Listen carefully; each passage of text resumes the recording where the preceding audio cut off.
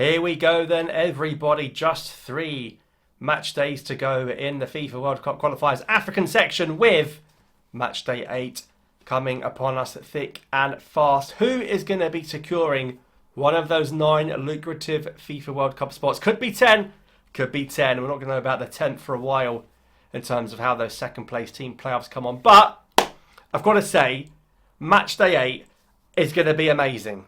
It is going to be jam-packed heaven and hell, fun and fear, laughter and tears. Happy tears, sad tears, who knows. I am telling you, we're going to have a very clear picture come Tuesday night on who's going to be going to this World Cup from Africa and who's not. Because quite frankly, it's pot 2 against pot 1 in a lot of these games. It is do or die. I'm telling you now, you do not want to be watching these games on Tuesday if you've got a bad pulse, because it is not for the faint-hearted. Well, let's take a look at what we've got to look forward to and see just exactly why it's going to be such a tense afternoon and evening next week. So, Eritrea against Congo, the big one, I'm kidding. That's not happening. The 2 teams that turn up when they want, that match won't be happening. What a mess that group is, by the way, with teams playing, teams not playing. Honestly, it's going to mess up all the second places for the rest of the groups as well. CAF still haven't told me what's going on with the second place teams. Are they going to deduct the points from the 6th place team? I don't know what's going on there. Such bad communication. CAF, communications-wise, are absolutely shocking. But anyway, so first game, just the one game on a Sunday. Central African Republic against Comoros, taking place in Morocco. Now, Central African Republic cannot make it to the World Cup. Comoros still can, although that defeat to Mali was damaging. But I back Comoros to beat the Central African Republic on neutral turf. Comoros are still very much in the mix of a potential World Cup place, especially to get a second spot. Of course, Ghanaians will want Comoros not to win this game to ease any concerns that may arise from their game they've got against Mali. But yeah, that's the only game on the Sunday. And then on the Monday, we see Equatorial Guinea host Tunisia. Now, if Equatorial Guinea didn't get the 6 points deducted, this game would have been unbelievable. It would have been amazing in Malibu. It would have been such good vibes. But of course, Equatorial Guinea were 2-0 down to Sao Tome and Principe, can you believe, and came back to win 3-2. I know they won, but to concede twice to them, that is really poor at the back. They found a way, though, in the end. Now, because of that -6, it makes this game a bit boring, but Tunisia have been on fire. They're on fire in their 3-0 win against Liberia. They've got new players involved as well. And, of course, they haven't even conceded a goal yet. They've won all but one of their matches. They are unbeaten in this group. Equatorial Guinea could quite easily beat Tunisia, but Tunisia would still comfortably qualify for the World Cup, I'm sure of it. And it will give Equatorial Guinea a chance for second spot. Equatorial Guinea are going to try and beat Tunisia to come second, not to come first. And I think Tunisia will get that. And this is a big rivalry. Remember that game in the AFCON when it was in Equatorial Guinea and they got a late penalty and free kick in extra time and all this stuff? Honestly, it was such a controversial game. I don't know if you remember it. What a game that was. But yeah, with that to look forward to, Zambia, Morocco. Finally a tough away test for Morocco, but it won't matter because Morocco have already officially become, I mean, we all knew it for months, to be honest. Everyone knew for months, but it is now officially official by FIFA that Morocco are qualified for the FIFA World Cup 2026 in what's been a quite shocking group from start to finish in terms of administration, organisation and teams withdrawing, of course. That's why Morocco are the first to qualify, because there are less games in this group. They go to Zambia.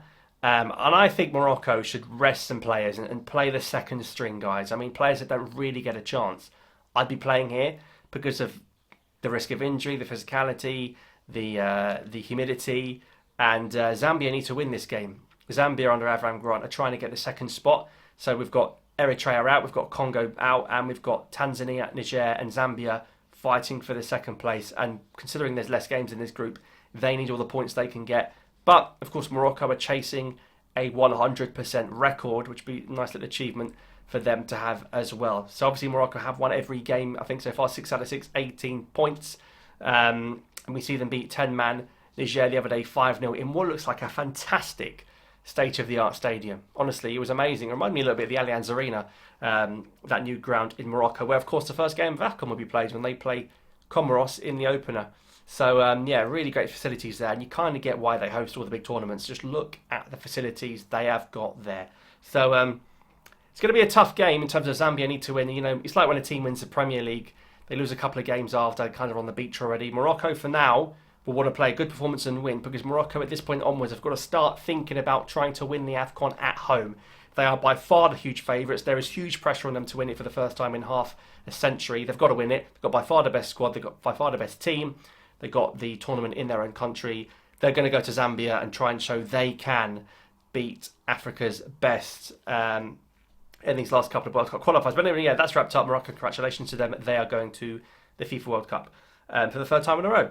Now, later that day, also in Morocco, well, Morocco's in Zambia, but Guinea, Algeria and Casablanca.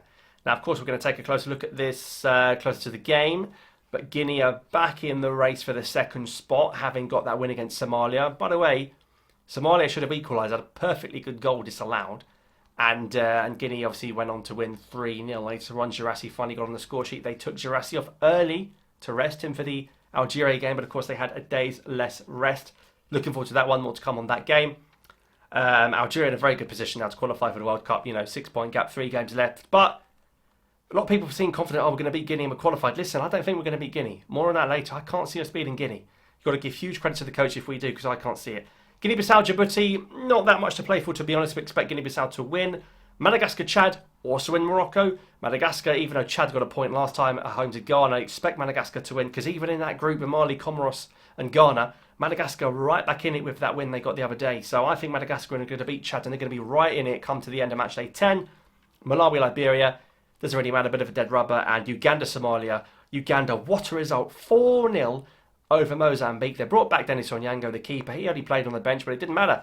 They got a clean sheet regardless. What a win, 4-0 against Mozambique. That's quite something. Uganda now second place, joint with Mozambique on 12 points. Of course, Algeria on 18. Uganda are going to beat Somalia fairly convincingly. You saw what they did to Mozambique. They put 4 past them. They might put more than 4 past Somalia. Big things to come for Uganda. If they're going to win that game, they're going to be in a great position to get second, and not really first, but second spot for Uganda. And of course, the last game in this group is Algeria-Uganda, and Uganda may come to that game with something to play for. Algeria might be on the beach if we've already qualified. Who knows? And then the big one, I think, on Monday, no, it's not Libya, Eswatini, although Libya's win at Angola does give them a really good chance now to maybe put a bit of pressure on Cape Verde and Cameroon, who play each other, and get the second spot. But Ghana against Mali is quite frankly what could only be described as a must-watch. Because Ghana drew to Chad, we don't know how still. Mali battered Comoros. Ghana now play Mali, resurgent Mali, pressure on Ghana. Listen, Ghana can still very much in their hands and in their home stadium. They can win the game and really put this to bed.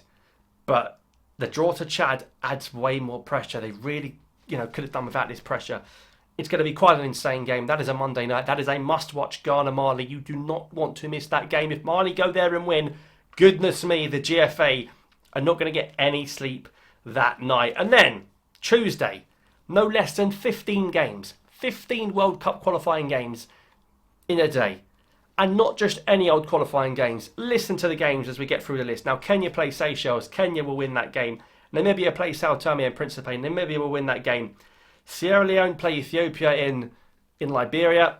Again, doesn't really have huge implications. Tanzania will definitely be looking to beat Niger in the race for that second spot. Niger really poor in the final, loss to Morocco. Tanzania, of course, they'll be looking to get second place, and they should win that game. Zimbabwe are playing Rwanda. Ironically, that's in South Africa, but Rwanda were poor against Nigeria. This is in neutral turf. Zimbabwe, if they want any hope of the second spot, they can't get first, but if they want second, they're going to have to beat Rwanda and vice versa. But then we've got Burkina Faso against Egypt. Great game on paper. Egypt will qualify if they win. Burkina Faso can make it a 2-point gap and make things a bit worrying going into the final 2 games. Cape Verde, Cameroon. Wow, this is huge. Both teams won convincingly in match day 7. Cape Verde, Cameroon in Cape Verde is going to be such a good game, because Cape Verde, who didn't make the AFCON at all, haven't qualified. If they beat Cameroon, and you've got an under-fire pressure Onana trying to force his way out of Manchester United, the Turkish window's open, the Saudi window's open, Onana looks to be heading out of Old Trafford. Could he be heading out of the World Cup? Because Cape Verde, if they beat Cameroon, will have an unbelievable opportunity to go to the World Cup. Could you imagine Cape Verde at the World Cup? Quite extraordinary. We might see that. You've got Togo playing Sudan. Sudan have got to bounce back from their first loss of the group against Senegal, but anyone that plays Senegal is going to be in for a tough time. And South Africa, Nigeria. the pick of the round. Tuesday afternoon / evening, wherever you are in the world. That game is going to be fireworks. There's been so much talking off the pitch, the 3 points deduction, Nigeria saying they're going to hunt down Bafana, and of course remember the AFCON in Ivory Coast last year where Nigeria knocked out South Africa in the semi-finals. Is this the game? Is this the game after drawing the other game in this group, after losing on pens in the AFCON? South Africa obviously lost the game on pens, but it's on draw on paper. It's a 1-1 draw on paper, sorry. 21 games without losing under Hugo Bruce. COSAFA Cup don't count. 21 games unbeaten, excluding penalties, under Hugo Bruce. What a way to make it 22. And what a way for Nigeria to be the party poopers and say, listen, we're going to stop that record in style. But Noah Osimhen's going to make it very difficult if Osimhen's out. He picked up a knock, of course, against Rwanda. That's going to be must-watch. And then Angola will beat Mauritius, but Angola losing to Libya. To Aliou Cissé's Libya has really dented their opportunities. Benin Lesotho is in Cote d'Ivoire. And again, Benin will beat Lesotho, I think. And they're going to start putting pressure on South Africa and Nigeria. If Benin take 6 points from this camp, they're right in the mix, especially for the second spot. Benin might knock Nigeria, the West African neighbours, out a second, by the way. Keep an eye on that one. Gabon, Cote d'Ivoire. It's going to be an insane game. Gabon, Cote d'Ivoire. I don't think Ivory Coast have conceded a goal either. They narrowly beat Burundi 1-0. It wasn't that convincing. I don't know where Ivory Coast are right now. We still don't know how they won the AFCON at home, to be totally honest. They were out and then in and then won. Gabon, Cote d'Ivoire is going to be great viewing. Gambia will play Burundi and Kenya, and Mauritania will play South Sudan in a game that means nothing. Listen, it's going to be a jam-packed few days.